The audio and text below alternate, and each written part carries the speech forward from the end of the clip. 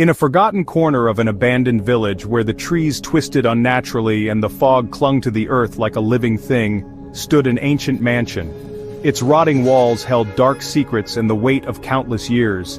The villagers dared not speak of it, for the tales were too chilling, too real, stories of an old man who collected more than just objects. They called him the Collector. He fed on fear, twisting the souls of his victims into grotesque, lifeless dolls. Each doll, frozen in a moment of terror, haunted the mansion's decaying halls. Yet, like moths to a flame, the curious and the brave ventured into its depths, never to return. One cold, moonless night, a group of friends driven by curiosity and a thirst for adventure, ventured into the heart of the unknown. They didn't know they were walking into a nightmare that had been waiting for centuries. Victor, the Collector, lurked in the shadows of this dark, decaying mansion. He was a recluse, a twisted soul who collected people, not for their wealth or status but for their fear. He lured unsuspecting travelers, offering food, shelter, and warmth. But once inside, they were trapped in a place of impossible architecture, corridors that shifted, doors that led nowhere, and windows revealing twisted reflections. Victor didn't kill them outright. Instead, he locked them in his cold, dark basement, feeding on their terror for months, sometimes years.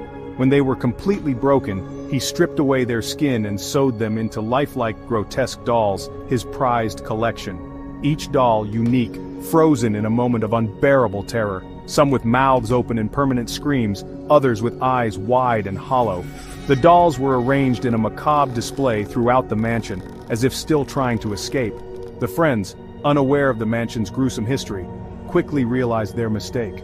The air grew heavy, unnaturally cold, and the house seemed to shift around them. Doors slammed shut, leaving them in endless dark halls. One by one they disappeared, drawn into rooms that swallowed them whole. Desperate to find each other, they ventured deeper into the house, but found only horror. In a room at the center of the mansion, they stumbled upon Victor's collection, the dolls that had once been people. As they turned to leave, Victor stood in the doorway, his eyes gleaming with malicious satisfaction. "You're not going anywhere," he whispered, his voice a rasping breath. As the last friend tried to flee, they felt something cold and sharp against their throat. Victor's cold, trembling hand held a knife, his face inches away. But it wasn't the knife they feared, it was the dolls. Each one seemed to shift, their heads tilting in unison as if watching the terror unfold. And then, as the blade drew closer, they realized the truth. The dolls weren't just lifeless figures, they were victims, forever bound to the man who had crafted them. In the final moments before death, the last friend understood that Victor's collection would never be complete. It was eternal. The house would continue to lure new victims, feeding the nightmare that was the mansion. Their screams would join the others, trapped within the walls forever. The mansion, once a place of unspeakable horror, now lay in ruins, the twisted legacy crumbling to dust. Even in the depths of terror, some stories never truly end.